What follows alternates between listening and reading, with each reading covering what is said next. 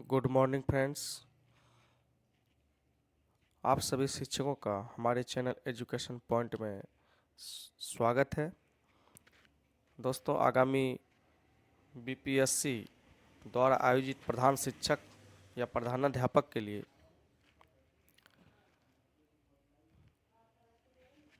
जो परीक्षा आयोजित होनी है उसके लिए टेस्ट सीरीज में भाग लेना बहुत आवश्यक है दोस्तों। तो आइए हम लोग टेस्ट सीरीज प्रारंभ करते हैं। आज हम टेस्ट सीरीज का 9वां संस्करण लेकर आप लोगों के बीच हम उपस्थित हैं दोस्तों। इसमें आपको 20-20 प्रश्नों का सेट मिलेगा जो कि बीपीएससी द्वारा जो सिलेबस जारी किया गया है उसी के आधार पर दोस्तों यह तैयार किया गया है, जिसमें कि पूर्व में बीपीएससी द्वारा जो बिहार से संबंधित या राज्य व्यवस्था से संबंधित आदि जो प्रश्न पूछे गए हैं उन्हीं को लेकर हम इस सेट में उपस्थित हैं दोस्तों। इसलिए किसी क्वेश्चन को मिस न करें और चलिए सेट प्रारंभ करते हैं दोस्तों। चलिए, पहला प्रश्न है दोस्तों, क्षेत्रफल की दृष्टि से बिहार का सबसे बड़ा जिला कौन है? क्षेत्रफल की दृष्टि से बिहार का सबसे बड़ा जिला कौन है? ए गया, बी पश्चिम चंपारण, सी पूर्वी चंपारण या डी शिवहर। क्या होगा राइट आंसर?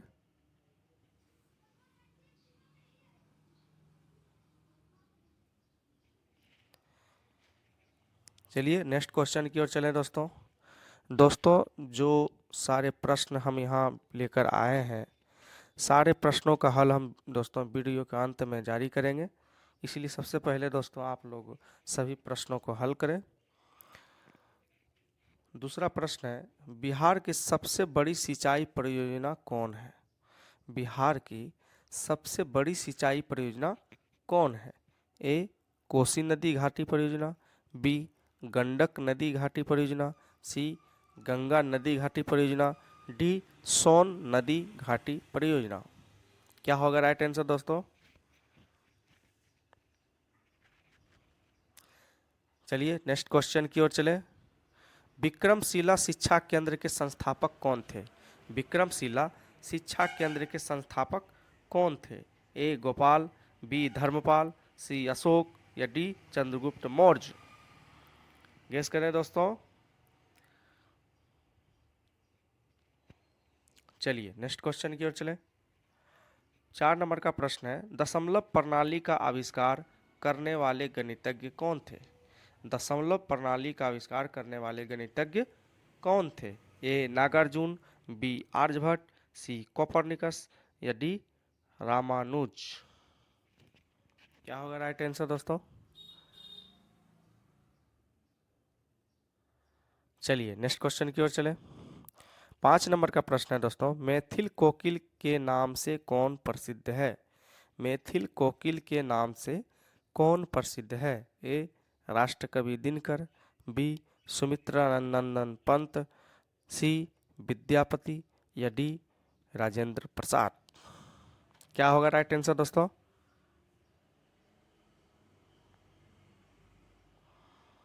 चलिए नेक्स्ट क्वेश्चन की ओर चले दोस्तों। 6 नंबर का प्रश्न है, इंडिया डिवाइडेड के लेखक कौन थे? इंडिया डिवाइडेड के लेखक कौन थे?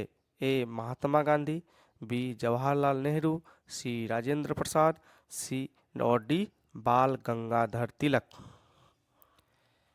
दोस्तों जितने भी दोस्तों यहाँ पर प्रश्न आ रहे हैं, यदि वो जीके और जीएस से यदि प्रश्न हैं तो आप ज़्यादा से ज़्यादा दोस्तों 30 सेकेंड ही लेने का प्रयास करेंगे दोस्तों, ताकि जितने समय आप बचेंगे आप बचाएंगे उतने समय आप डीएलएड से संबंधित प्रश्नों में देंगे, ताकि आप सभी प्रश्नों को हल कर सकें और अच्छे नंबर अर्जित कर सकें।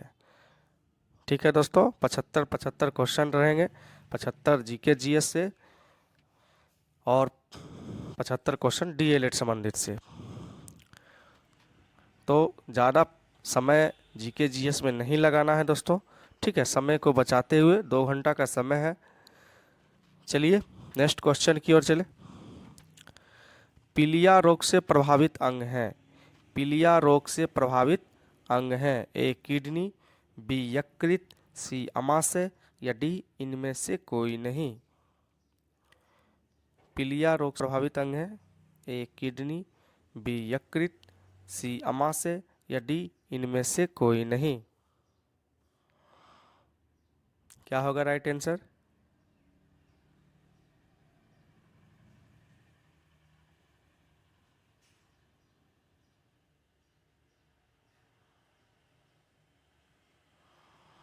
चलिए नेक्स्ट क्वेश्चन की ओर चले। 8 नंबर का प्रश्न है दोस्तों, यांत्रिक ऊर्जा को विद्युत ऊर्जा में परिवर्तित करने वाला उपकरण कौन है? यांत्रिक ऊर्जा को विद्युत ऊर्जा में परिवर्तित करने वाला उपकरण कौन है? ए विद्युत मोटर, बी माइक्रोफोन, सी डायनेमो या डी उपरोक्त में से कोई नहीं। क्या होगा राइट आंसर?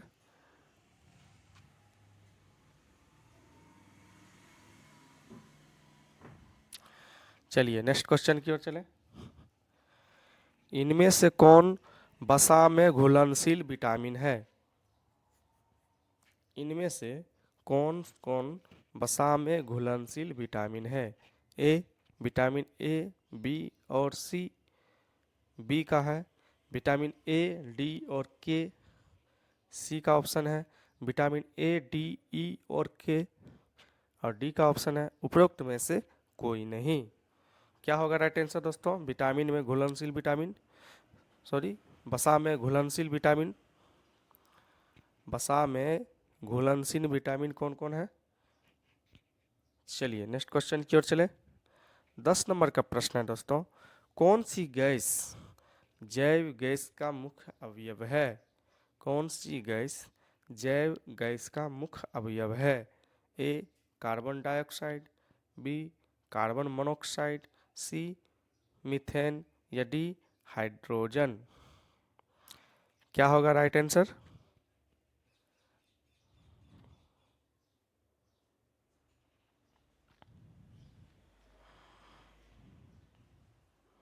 चलिए नेक्स्ट क्वेश्चन की ओर चलें। दोस्तों अभी तक यदि हमारे चैनल को सब्सक्राइब नहीं किए हैं तो कृपया कर दोस्तों सब्सक्राइब जरूर करेंगे, लाइक करेंगे दोस्तों, शेयर भी करेंगे वीडियो को। चलिए नेक्स्ट क्वेश्चन की ओर चलें। पाठ्यक्रम लचीला होना चाहिए।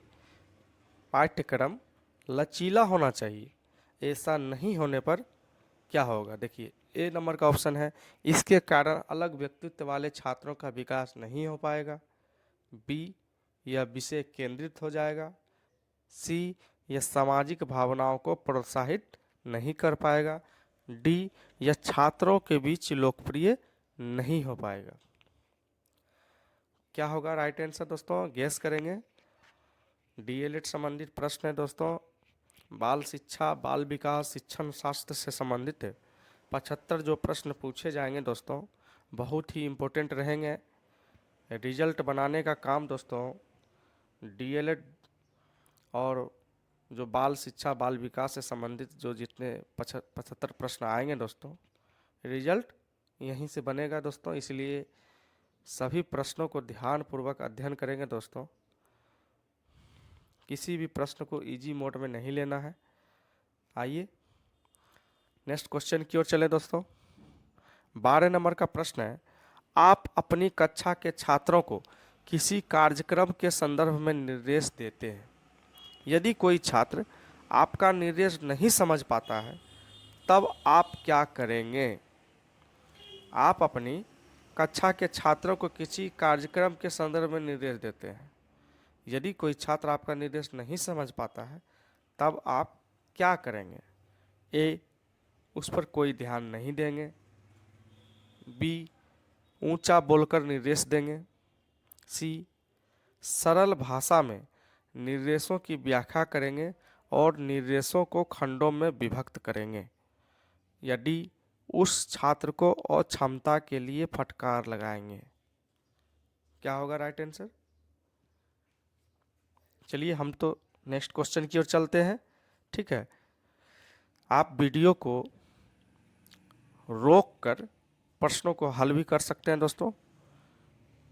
चलिए नेक्स्ट क्वेश्चन की ओर चलें। 13 नंबर का प्रश्न है, अगर विद्यालय के प्रधानाध्यापक आपको अतिरिक्त दायित्व देता है तब आप क्या करेंगे? यदि प्रिंसिपल आपको अतिरिक्त दायित्व दे देता है तो आप क्या करेंगे? ए, इसे सहर्ष स्वीकार करेंगे, बी, नम्रतापूर्वक मना कर देंगे, सी, मनमाने ढंग से स्वीकार करेंगे, या डी, तभी स्वीकार करेंगे यदि अन्य शिक्षकों को भी अतिरिक्त दायित्व दिया जाता है। क्या होगा राइट आंसर दोस्तों? चलिए नेक्स्ट क्वेश्चन की ओर चलें। यदि एक छात्र एक विषय में लगातार कम अंक या ग्रेड प्राप्त है तब यह प्रदर्शित करता है कि, क्या प्रदर्शित करता है दोस्तों? यदि कोई छात्र कम अंक या ग्रेड प्राप्त करता है तब वह क्या प्रदर्शित करता है? ए, विषय को कक्षा में अच्छे से नहीं पढ़ाया जा रहा है, बी, छात्र को उस विषय में कोई रुचि नहीं है, बी, वह विषय छात्र के लिए बहुत कठिन है, या डी, वह विशेष छात्र के लिए अनुपयोगी है। सॉरी दोस्तों, यहाँ पर देखिए विशेष लिखा हुआ है, विशेष जो है क्या होगा? विषय, ठीक है, विषय यानी कि वह विषय छात्र के लिए अनुपयोगी है। क्या होगा राइट आंसर दोस्तों? चलिए नेक्स्ट क्वेश्चन की ओर चले। किस दार्शनिक आधार पर निर्मित पाठ्यक्रम छात्र केंद्रित होता है? किस दार्शनिक आधार पर निर्मित पाठ्यक्रम छात्र केंद्रित होता है? ए, प्रगतिवाद, बी, प्रयोजनवाद, सी, यथार्थवाद, या डी, आदर्शवाद। क्या होगा राइट आंसर दोस्तों? किस दार्शनिक आधार पर निर्मित पाठ्यक्रम छात्र केंद्रित होता है? प्रगतिवाद, प्रयोजनवाद, यथार्थवाद या आदर्शवाद। चलिए नेक्स्ट क्वेश्चन की ओर चलें। 16 नंबर का प्रश्न है, रटने की प्रवृत्ति के परिणाम स्वरूप बुद्धि मंद होती है, बी, व्यक्ति पाठ्यक्रम के अतिरिक्त कुछ और पढ़ने में रुचि नहीं लेता है, सी, वास्तविक चिंतन की प्रक्रिया बाधित होती है, या डी, व्यक्तित्व का सही रूप से विकास नहीं होता है। रटने की प्रवृत्ति के परिणाम स्वरूप दोस्तों क्या होता है? क्या होगा राइट आंसर? चलिए नेक्स्ट क्वेश्चन की ओर चलें। दोस्तों वीडियो ज़्यादा लंबा नहीं हो इसलिए हम प्रश्नों को जल्दी जल्दी ला रहे हैं दोस्तों, इसके लिए माफ़ी चाहते हैं। आप वीडियो को रोक कर भी प्रश्नों को हल कर सकते हैं, ठीक है। कौन सी संस्था, 17 नंबर का प्रश्न है, कौन सी संस्था विश्वविद्यालय शिक्षा के प्रसार, समन्वय एवं शिक्षा के मानकों को लागू करने के लिए उत्तरदायी है? कौन सी संस्था विश्वविद्यालय शिक्षा के प्रसार, समन्वय एवं शिक्षा के मानकों को लागू करने के लिए उत्तरदायी है? ए, NCERT, बी, UGC, सी, शिक्षा सलाहकार बोर्ड, या डी, शिक्षा मंत्रालय। क्या होगा राइट आंसर दोस्तों? चलिए नेक्स्ट क्वेश्चन की ओर चले। महात्मा गांधी ने किस शिक्षा प्रणाली का प्रतिपादन किया था? महात्मा गांधी ने किस शिक्षा प्रणाली का प्रतिपादन किया था? ए, बाल केंद्रित शिक्षा, बी, बेसिक शिक्षा, सी, प्रोजेक्ट प्रणाली, या डी, स्वयं करके सीखना। क्या होगा राइट आंसर दोस्तों?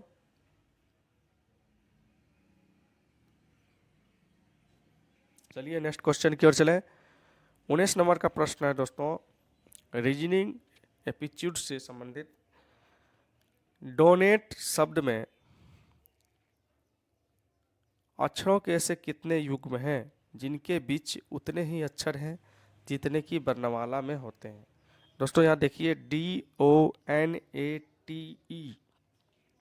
ये जो शब्द है दोस्तों, इसमें अक्षरों के ऐसे कितने युग्म हैं जिनके बीच उतने ही अक्षर हैं जितने की वर्णमाला में होते हैं? क्या होगा राइट आंसर दोस्तों? ए का ऑप्शन है 0, बी का है 1, सी का है 2 और डी का है 3। इसे हल करने का प्रयास करेंगे दोस्तों। ये रीजनिंग का प्रश्न है। चलिए नेक्स्ट क्वेश्चन की ओर चले।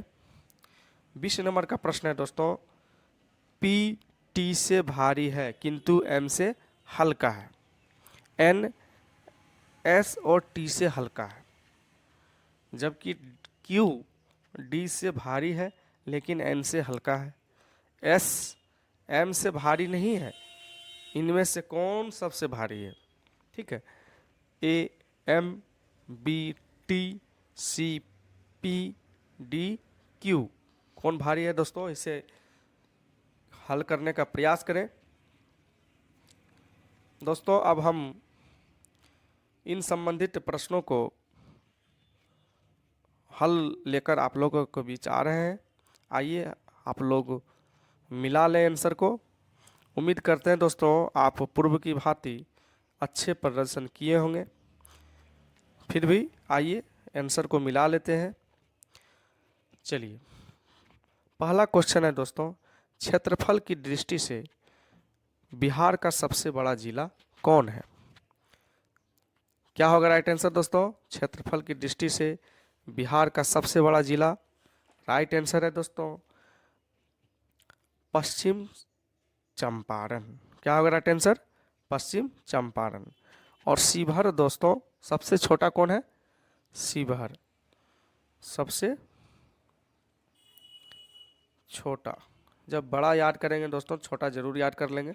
चलिए नेक्स्ट क्वेश्चन की ओर चले। बिहार की सबसे बड़ी सिंचाई परियोजना कौन है दोस्तों?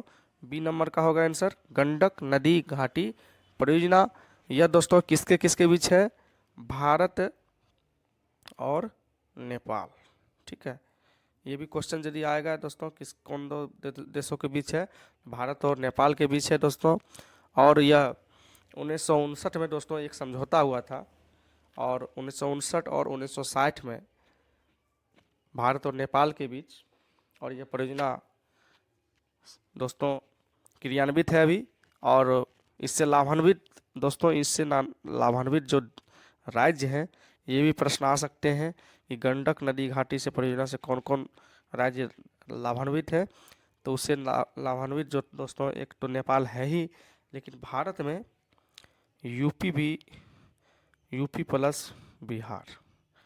ठीक है, बिहार और यूपी इससे लाभान्वित है। और यह दोस्तों इसमें एक गंडक नदी घाटी से जुड़ा हुआ है त्रिवेणी नहर। ठीक है, त्रिवेणी नहर, ये भी प्रश्न आते हैं दोस्तों। त्रिवेणी नहर का पानी किस नदी घाटी से आता है? तो किससे आता है दोस्तों? गंडक से। ठीक है, त्रिवेणी नहर किससे आता है? गंडक से। गंडक नदी से इसमें पानी छोड़ा जाता है दोस्तों त्रिवेणी नहर में। चलिए नेक्स्ट क्वेश्चन की ओर चलें। 2 नंबर का प्रश्न है, विक्रमशिला शिक्षा केंद्र के संस्थापक कौन थे दोस्तों? तो पाल वंश के दोस्तों यहाँ पर धर्मपाल। ठीक है, विक्रमशिला विश्वविद्यालय। 4 नंबर का प्रश्न है दोस्तों, दशमलव प्रणाली का आविष्कार करने वाले गणितज्ञ कौन थे? तो दशमलव प्रणाली का आविष्कार करने वाले गणितज्ञ दोस्तों बी नंबर का आर्यभट्ट थे। ठीक है, कौन थे? आर्यभट्ट। आर्यभट्ट दोस्तों एक खगोल शास्त्री भी थे। ठीक है, खगोल शास्त्री भी थे। चलिए नेक्स्ट क्वेश्चन की ओर चलें। मैथिल कोकिल के नाम से कौन प्रसिद्ध है?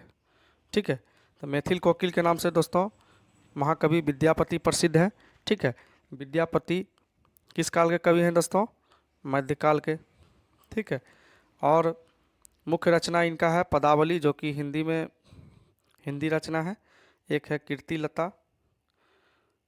कीर्तिलता, कीर्ति पताका, जिनसे इनको प्रसिद्धि मिली दोस्तों महाकवि विद्यापति। मैथिल कोकिल के नाम से इन्हें जाना जाता है। चलिए नेक्स्ट क्वेश्चन, इंडिया डिवाइडेड के लेखक कौन है दोस्तों? तो हैं राजेंद्र प्रसाद, डॉक्टर राजेंद्र प्रसाद। ठीक है, चलिए नेक्स्ट क्वेश्चन की ओर चलें। पीलिया रोग से प्रभावित अंग है दोस्तों यकृत। ठीक है, लीवर। इसको क्या बोलते हैं? लीवर। जब रक्त में पित्त की मात्रा बढ़ने से आँखों के सफ़ेद भाग और त्वचा में पीलापन आ जाता है दोस्तों, इसे पीलिया का नाम दिया गया है। यह इसे हम लोग जॉन्डिस भी बोलते हैं दोस्तों। ठीक है, इससे प्रभावित अंग कौन है? लीवर या यकृत। चलिए नेक्स्ट क्वेश्चन की ओर चलें। यांत्रिक ऊर्जा को विद्युत ऊर्जा में परिवर्तन करने वाला उपकरण कौन है दोस्तों? राइट आंसर क्या होगा? सी, डायनेमो। ठीक है, इनमें से कौन वसा में घुलनशील विटामिन है दोस्तों? राइट आंसर क्या होगा? सी, ए, डी, ई और के। ठीक है, ए, डी, ई और के। चलिए नेक्स्ट क्वेश्चन। कौन सी गैस जैव गैस का मुख्य अवयव है दोस्तों? राइट आंसर क्या होगा? मीथेन। ठीक है, क्या होगा? मीथेन। चलिए दोस्तों नेक्स्ट क्वेश्चन की ओर चलें। पाठ्यक्रम लचीला होना चाहिए, ऐसा नहीं होने पर क्या होंगे? राइट आंसर होगा दोस्तों डी नंबर का, यह छात्रों के बीच लोकप्रिय नहीं हो पाएगा। ठीक है, लोकप्रिय नहीं हो पाएगा। चलिए नेक्स्ट क्वेश्चन की ओर। 12 नंबर का, आप अपनी कक्षा के छात्रों को किसी कार्यक्रम के संदर्भ में निर्देश देते हैं। यदि कोई छात्र आपका निर्देश नहीं समझ पाता है तब आप क्या करेंगे? क्या करेंगे दोस्तों? सी नंबर का राइट आंसर होगा, सरल भाषा में निर्देश की व्याख्या करेंगे और निर्देशक को खंडों में विभक्त करेंगे। चलिए नेक्स्ट क्वेश्चन 13 नंबर का क्या था दोस्तों? अगर विद्यालय के प्रधानाध्यापक आपको अतिरिक्त दायित्व देता है तो आप क्या करेंगे? आप इसे सहर्ष स्वीकार करेंगे। ठीक है, बहाना नहीं बनाएंगे। नेक्स्ट क्वेश्चन की ओर। यदि एक छात्र एक विषय में लगातार कम अंक या ग्रेड प्राप्त करता है तब यह प्रदर्शित करता है कि क्या करता है? प्रदर्शित दोस्तों, छात्र को उस विषय में कोई रुचि नहीं है। बी नंबर का राइट आंसर होगा दोस्तों, छात्र को उस विषय में कोई रुचि नहीं है। चलिए नेक्स्ट क्वेश्चन। किस दार्शनिक आधार पर निर्मित पाठ्यक्रम छात्र केंद्रित होता है? तो है वो प्रयोजनवाद। बी नंबर का राइट आंसर। चलिए नेक्स्ट क्वेश्चन। रटने की प्रवृत्ति के परिणाम स्वरूप क्या होती है?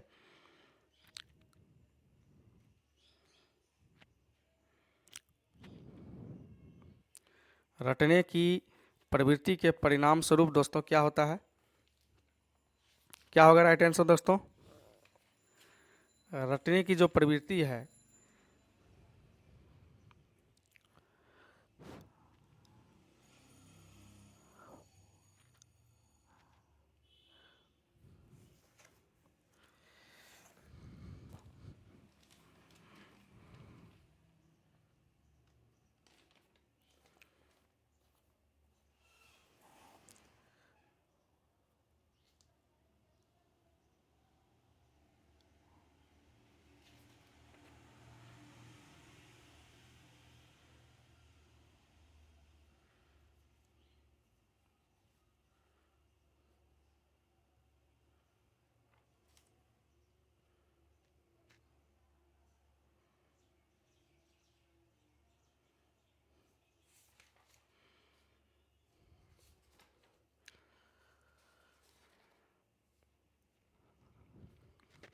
राइट आंसर क्या होगा दोस्तों? वास्तविक चिंतन की प्रक्रिया बाधित होती है।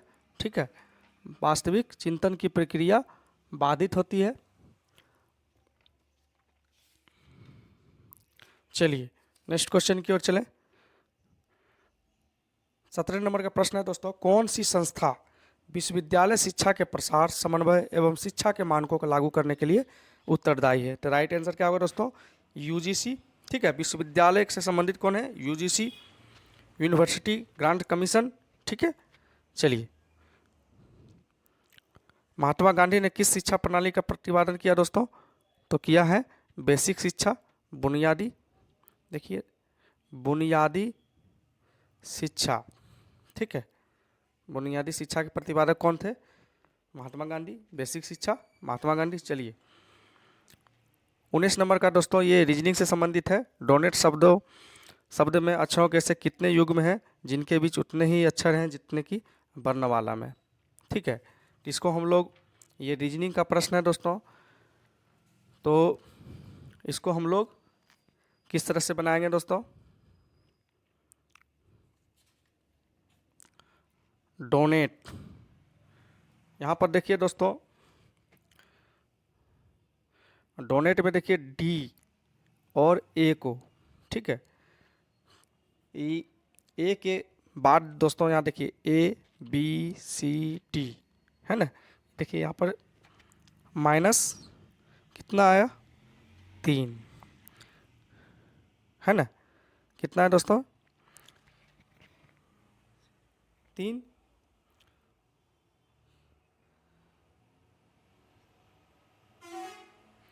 और बरनवाला में भी दोस्तों यहाँ पर आपको 3 ही आता है।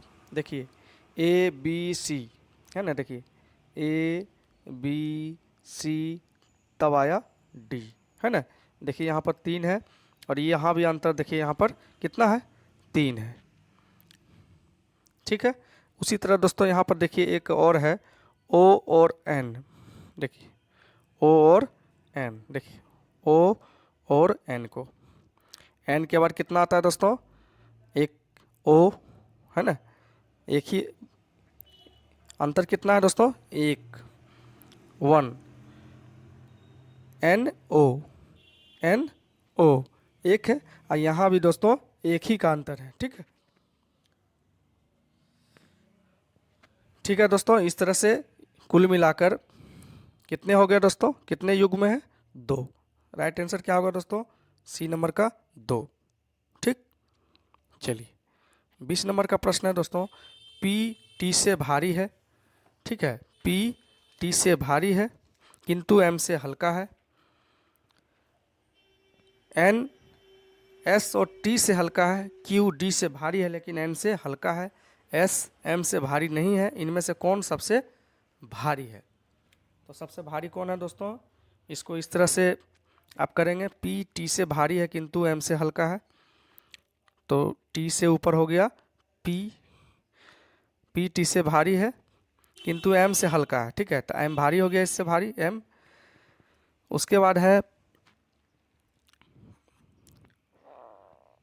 N S और T से हल्का है, N S और T से हल्का है, S और T से हल्का है। देखिए S और T से हल्का कौन है N। Q अब देखिए बोल रहा है Q D से भारी है, Q D से भारी है लेकिन N से हल्का है। देखिए Q D से भारी है, D से भारी है लेकिन N से हल्का है, S M से भारी नहीं है। देखिए ये तो सही है, S M से भारी नहीं है क्योंकि S से भारी कौन है M, ठीक है। तो इस तरह से सबसे भारी कौन हो गया दोस्तों M। राइट आंसर क्या होगा M, ठीक है दोस्तों मुझे उम्मीद है आप पूर्व की भांति अच्छे प्रदर्शन किए होंगे दोस्तों। तो उम्मीद करते हैं दोस्तों आप और भी अच्छे प्रदर्शन करते रहें, कृपया कर हमारे वीडियो से जुड़े और हमारे जितने भी वीडियो प्रसारित हो रहे हैं कृपया उसे ज़रूर देखें, पूरा देखें दोस्तों। जब तक पूरा वीडियो नहीं देखेंगे दोस्तों आप अच्छे तरह से अध्ययन नहीं कर पाएंगे। तो आइए सबसे पहले दोस्तों, अभी तक चैनल को सब्सक्राइब नहीं किए हैं तो हमारे चैनल को सब्सक्राइब कर लें और वीडियो को लाइक करें दोस्तों, शेयर करें ताकि ये वीडियो और लोगों के बीच पहुंच सके और हम अच्छे और वीडियो बनाते रहें। चलिए इसी के साथ दोस्तों मिलते हैं नेक्स्ट वीडियो में, तब तक के लिए धन्यवाद।